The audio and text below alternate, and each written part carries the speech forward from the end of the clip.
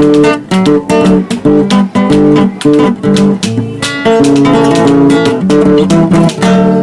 ouvert, lève-moi nike mon nzambe monani.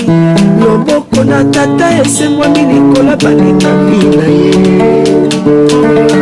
Ciel ouvert, ciel ouvert, ciel ouvert, oh ciel ouvert, ciel ouvert, oh ciel ouvert, ciel ouvert. Ngeko landaka yango, ngeko talaka yango, oh na Vincent Makeba.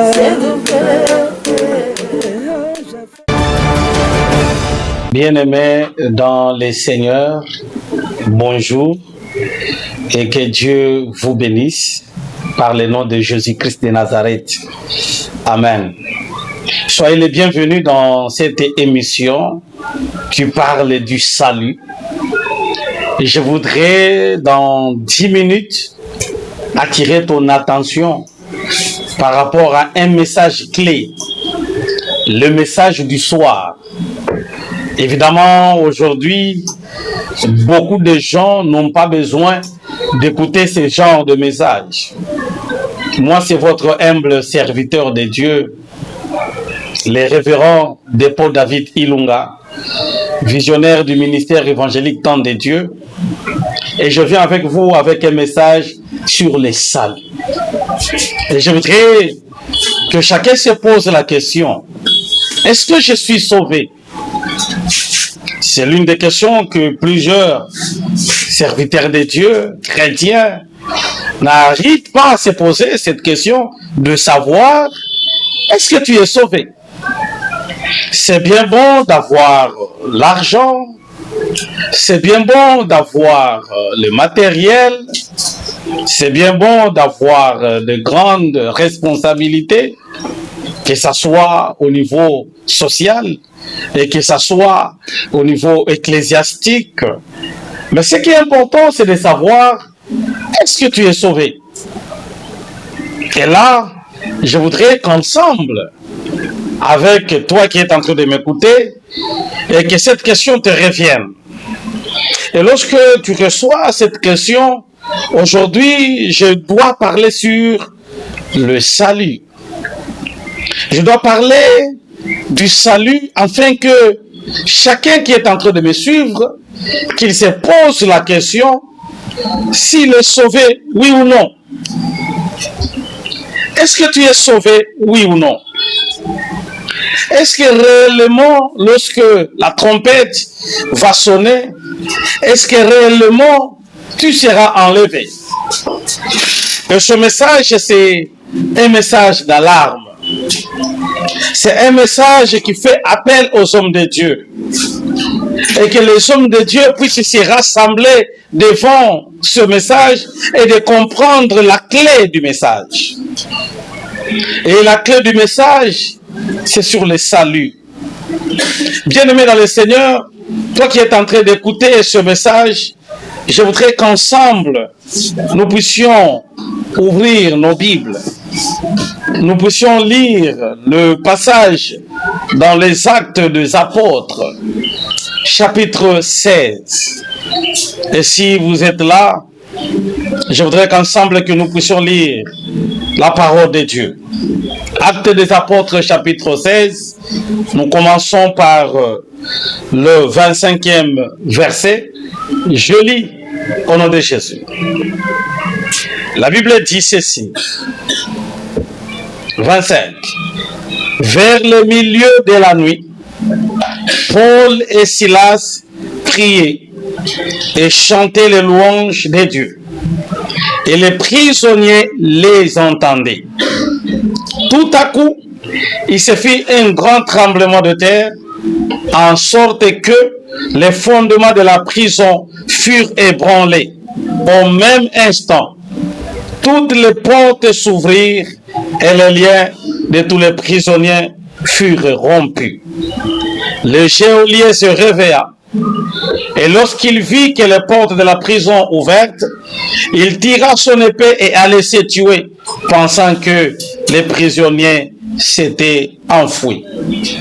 Mais Paul cria d'une voix forte, « Ne te fais point de mal, nous sommes tous ici. » Alors les geôliers, ayant demandé de la lumière, entra précipitamment et se jeta tout tremblant aux pieds de Paul et de Silas. Il le fit sortir et dit, « Seigneur, que faut-il que je fasse pour être sauvé? » Soulignez, toi qui es en train d'écrire ce message, je voudrais que tu te poses aussi la même question. Il fit sortir et dit, « Seigneur, que faut-il que je fasse pour être sauvé? » Et cette question devient la plus pertinente. Je voudrais que chacun se pose la même question. Que faut-il que je fasse pour être sauvé? Nasa landengenin pour que nabika. Lui s'est posé cette question. Je voudrais que toi aussi, tu te poses la même question. Que faut-il faire pour que je sois sauvé? Que faut-il faire pour que je sois sauvé? Ça, c'est une question que les geôliers s'étaient posée. Paul et Silas répondit, « Crois au Seigneur Jésus-Christ et tu seras sauvé, toi et ta famille, toi et ta maison. » J'aime la réponse de Paul et Silas. Crois et tu seras sauvé. Alléluia. C'est par là que je veux me limiter dans la lecture de ce message. Et c'est par là que je commence cette homélie sur le salut. Veux-tu être sauvé? Bien-aimé, juste pour épingler mon message, je voudrais parler d'un seul point sur le salut. Le salut, c'est un message clé. De croire au nom de Jésus, tu seras sauvé, toi et ta famille. Croire au nom de Jésus, tu seras sauvé, toi et ta famille.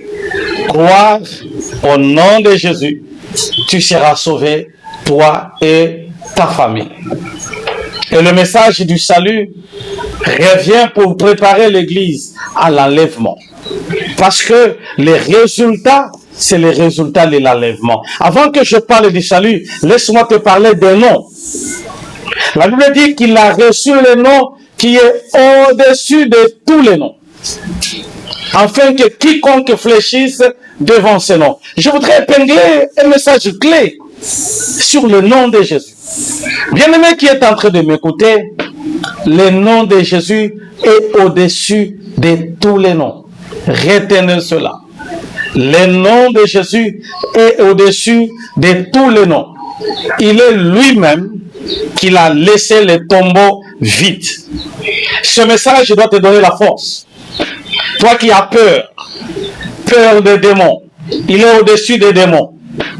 Il est au-dessus du diable. Il est au-dessus des esprits sataniques. Il est au-dessus des dominations. Il est au-dessus des autorités. C'est pourquoi à la croix, il a dit tout est accompli. Pourquoi il a dit tout est accompli? Parce que à la croix, il a accompli l'œuvre de l'humanité. Son nom s'appelle Jésus. Je vous dis, frère, le nom de Jésus est au-dessus des dominations. Chassez les démons au nom de Jésus. Le nom de Jésus est au-dessus du diable. Chassez, dire aux démons et au diable de replier. Pourquoi? Parce que le nom de Jésus est au-dessus. Que personne ne vous donne un autre message en dehors du message du nom de Jésus. Aujourd'hui, nous avons des déviations dans le message eschatologique, le message sotériologique. Les gens dévient. En déviant le message du nom de Jésus, c'est de diminuer le pouvoir derrière le nom de Jésus. Je vous donne ce message clé. Il n'y a aucun autre nom au-dessus du nom de Jésus. Que ce soit au ciel, sur la terre, en dessous de la terre, aucun autre nom. C'est pourquoi la Bible dit, Dieu l'a souverainement élevé et lui a donné le nom qui est au-dessus de tous les noms, afin que tout genou fléchisse. Bien-aimés dans le Seigneur, vous comprenez aujourd'hui la dimension du nom de Jésus. Lorsque nous parlons de Jésus, aujourd'hui beaucoup de chrétiens ont peur. Ils ont peur des démons parce qu'ils ne connaissent pas les pouvoirs cachés derrière le nom de Jésus. N'ayez pas peur des démons. N'ayez pas peur des sorciers. Moi, j'ai un langage facile. À chaque fois quand je prêche ce genre de message, je dis toujours Bazabana. Bandoki ya libota na yo, Bazabana. Bandoki ya famille na yo, Bazabana. Chrétien, ya libota na yo, Bazabana. Pourquoi? Parce que tu dois connaître la puissance derrière le nom de Jésus. Le nom de Jésus, c'est un nom qui est au-dessus. Il a tout accompli à la croix. Et c'est à la croix qu'il a dit, tout est accompli. J'aime beaucoup Jésus parce que il est tout pour moi. C'est pourquoi je l'appelle Pandangila. Je l'appelle Kajomona. Je l'appelle les lions de la tribu de Juda. Je l'appelle la 4e personne dans la fournaise de feu. Je l'appelle Jésus. Que personne ne vienne avec toi avec un autre nom. Que personne ne vienne vers toi avec une autre révélation. Il n'y a pas un autre nom en dehors du nom de Jésus. Pas un autre nom. Hier, aujourd'hui et éternellement, il n'y aura pas un autre nom. Alors le message du salut que je t'enseigne est lié de croire à un nom qui est Jésus-Christ de Nazareth. Jésus-Christ est au-dessus de tout. Et si tu crois en son nom, tu es sauvé. Raison pour laquelle aujourd'hui je vais parler d'un seul point qui est la repentance. Repends-toi. Nous avons beaucoup de messages de faux prophètes, de faux serviteurs de Dieu. Avant que je parle de la repentance, je voudrais épingler quelque chose de très important. Lorsque nous écoutons la parole de Dieu, un message clé dans Matthieu, chapitre 24, le verset 15 jusqu'au verset 20. Je voudrais que toi-même tu vas lire ce message et que tu comprennes ce que l'Éternel est en train de dire et d'enseigner aux enfants de Dieu. Nous sommes un moment crucial. Nous sommes au soir. Nous avons aujourd'hui la présence des faux. Et les faux prophètes deviennent plus nombreux, plus écoutés que le vrai. Mais je suis venu te dire, épingler un point très capital.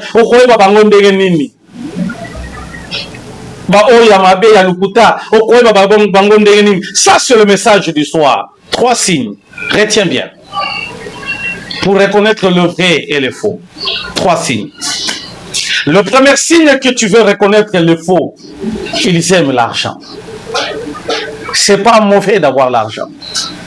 Mais lorsque tu aimes l'argent plus que Dieu, tu rentres dans la liste des faux.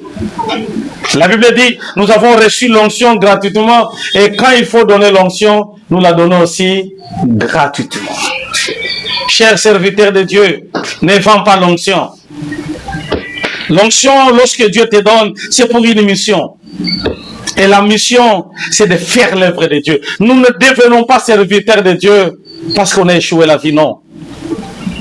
Ne sois pas serviteur de Dieu parce que tu as échoué ta vie, parce que tu n'as pas étudié, parce que tu n'as pas du travail, parce que tu ne fais rien et après tu deviens serviteur de Dieu. Non, bien-aimé dans le Seigneur, on devient serviteur de Dieu parce que Dieu nous a appelés. Tu dois avoir la confirmation que Nzambe a bengayo pour que le loba bengayo mosali Nzambe. C'est pourquoi aujourd'hui les faux sont derrière l'argent. Prophétie, il faut l'argent. Le miracle, il faut l'argent. Namatanangombe, il faut l'argent. Non, non, non. Soyons serviteurs de Dieu parce que Dieu nous a donné la mission de prier pour les gens, la mission de consoler. Ça, c'est le premier signe. Deuxième signe, toi qui es en train de m'écouter, ils sont derrière les femmes. Ne les suivez pas. Tu tu es serviteur de Dieu, écoutez, répands-toi. Ce message est à toi, le message de la repentance. Ce message, je suis en train d'enseigner les hommes de Dieu qui sont en train de croire au nom de Jésus. Écoutez-moi très bien. Moi, je n'ai jamais accepté que quelqu'un dise que c'est roi Nazamabe. À quoi ici Moussali Nzambe. Je n'ai jamais accepté cela. Je n'ai jamais accepté que quelqu'un dise que c'est roi Nazamutumabe. Papa Nabi soit mon limo, je n'ai jamais accepté. Ce qui Moussali Nzambe a quoi, cela veut dire que na katinaye, il y a la sémence du diable. Nous ne sommes pas des hommes. Nous sommes des esprits. Un esprit ne tombe pas. Un esprit ne tombe pas. Je te dis, frère, un esprit ne tombe pas. C'est pourquoi ce message est à toi. Si tu sens en toi la sensation, tu es déjà marié. Tu es déjà marié. Comment serait possible, homme de Dieu? Tu es marié. Et tu t'appelles serviteur de Dieu. Tu ne l'es pas. Répands-toi. Ce message est à toi. Nous avons besoin d'avoir des vrais hommes de Dieu. Une race de Joseph. La race de ceux-là qui ne tombent pas. Nous voulons avoir cette race. Aujourd'hui, nous avons des hommes de Dieu impudiques qui prêchent la parole de Dieu. Et ils sont acclamés du haut de la chair. Où est le Saint-Esprit? Au début du réveil. Nous avons besoin d'avoir des hommes de Dieu qui s'élèvent avec le message de la repentance, qui s'élèvent avec le message du pardon, qui s'élèvent avec le message du retour de Jésus. Aujourd'hui, nous avons que des flatteurs. Les gens qui s'élèvent, ils sont là. Ils n'ont pas besoin que les âmes soient sauvées. Ils sont là pour les appels de fonds. Ils sont là pour des flatteries. Ils sont là pour dire que tu vas voyager, tu auras de l'argent. Écoutez-moi bien, ce n'est pas ça le message du soir. Nous avons besoin de gens qui doivent se lever dans le temps de la fin, prêcher la parole de Dieu, prêcher le retour de Jésus, prêcher la repentance, prêcher que Jésus revient bientôt. Nous avons besoin de ces gens de serviteurs. La repentance. Je voudrais te dire, toi qui es en train de m'écouter, le message de la vraie repentance. Et troisièmement, c'est l'orgueil. Un vrai homme de Dieu doit être humble. Un vrai homme de Dieu ne peut pas être enflé de l'orgueil. Nous avons besoin d'avoir de ces hommes de Dieu qui croient en Jésus. C'est pourquoi le message que Jésus, quand il avait les disciples, le pied, un message fort qu'il a donné, le message de la repentance. Vous m'appelez maître, oui, je le sais, mais je vais laver vos pieds. Ça, c'est le message clé, le message de la repentance. Je voudrais qu'en ce message, entrer dans les vifs de mon message sur la repentance. 5 clés de la vraie repentance. La première clé, c'est un message de la connaissance divine du péché. La connaissance divine du péché. Et lorsque je veux parler de la connaissance divine du péché, je voudrais en d'autres termes parler de la révélation. C'est ainsi que lorsque je veux parler de la révélation, le péché, tu dois connaître que ça, c'est un péché. Et pour éviter le péché, tu dois avoir la connaissance de ce péché-là. C'est très important pour les enfants de Dieu. C'est très important pour l'Église. C'est très important pour le message du temps de la fin. La connaissance divine du péché. Je vais me limiter par là, parler de la connaissance divine du péché. Et comme nous avons 5 étapes de la vraie repentance, et aujourd'hui je vais parler juste d'une seule étape sur la connaissance divine du péché. Et lorsque nous parlons de la connaissance, c'est reconnaître que ça c'est un péché. Très important. Reconnaître que je suis tombé, je dois me réveiller. Reconnaître que la masturbation est un péché. Reconnaître que l'homosexualité est un péché. Reconnaître que la pornographie est un péché. Reconnaître que ce que je fais, l'inceste, est un péché. Et passer à la repentance. Si tu n'as pas la connaissance divine du péché, tu risques de dire que ça c'est un péché, or que ce n'est pas un péché. de la repentance sur la connaissance divine du péché. Et pour avoir la connaissance divine du péché, il faut avoir la lumière de la parole de Dieu. Parce que la parole de Dieu est la lumière pour nous éclairer, afin que nous puissions avoir la connaissance divine du péché sous la lumière de la parole de Dieu. On ne peut pas avoir la connaissance divine du péché sans avoir la lumière de la parole de Dieu. Et la parole de Dieu a 4 pieds. Nous avons la révélation, la connaissance, la prophétie, ainsi que la doctrine. Alors, tu dois être assis dans la parole de Dieu. Et quand tu es assis dans la parole de Dieu, pour que tu puisses avoir la connaissance, c'est pourquoi la Bible dit que Bartimée était assis au bord du chemin et il a écouté. Écouter, c'est pour te dire qu'aujourd'hui, que la foi ne vient pas de ce qu'on voit, mais la foi vient de ce qu'on entend. La connaissance, c'est cet aspect qui nous pousse à comprendre la Bible à la lumière de la parole de Dieu. Est-ce que tu comprends ce que tu es en train de lire? Nous avons besoin des serviteurs de Dieu lorsque tu écoutes la parole de Dieu et que cette parole te transforme, te change de direction. Tu reconnais que ça, c'est un péché. Et lorsque tu reconnais que c'est un péché, c'est en ce moment-là que tu vas passer à la repentance. Ça, c'est la première partie, une exhortation pour toi. Toi qui es en train de m'écouter, tu écoutes ce message, c'est le temps de se repentir. C'est le temps de revenir à Dieu. C'est le temps de passer à la vraie repentance. Vois les hommes de Dieu, de t'orienter à passer à la repentance. Le message du salut. Tu n'iras jamais au ciel avec le péché. Tu n'iras jamais au ciel sans passer à la vraie repentance. La trompette va sonner. Pose-toi la question si toi aussi tu partiras ou tu resteras. Le message du temps de la fin, c'est le message de la réflexion. Commence à méditer sur ce message. Commence à méditer sur cet appel. On t'appelle pasteur, mais toi-même tu le sais que tu ne l'es pas. On t'appelle prophète, et toi-même tu le sais que tu ne l'es pas. On t'appelle évêque, mais toi-même tu le sais que c'est la pourriture. En toi il y a la pourriture, en toi c'est la vie du péché, en toi c'est l'abomination. Et tu le sais. Ce message est à toi. Passe à la vraie repentance. Tu es expert en pornographie. Tu es expert en masturbation. Tu le sais. Ce message est à toi. Répands-toi. Répands-toi. Répands-toi. Nous avons besoin de serviteurs de Dieu qui disent aujourd'hui, j'arrête la pornographie, j'arrête la masturbation, j'arrête l'impudicité. Répands-toi. Que mon Dieu puisse vous bénir. À celui qui écoute ce message et il comprend la profondeur. Jésus va revenir bientôt.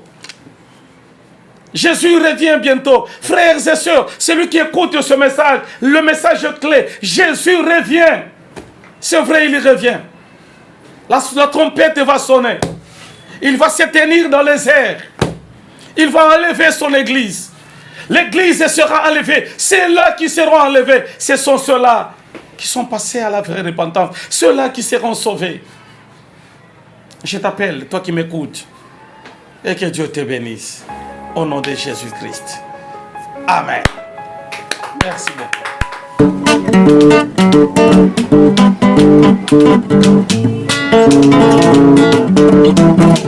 Ciel ouvert, lève-moi nike mona nzambe monani loboko na tata esemwami likolo balingami na ye. Ciel ouvert, ciel ouvert, ciel ouvert, oh ciel ouvert, ciel ouvert.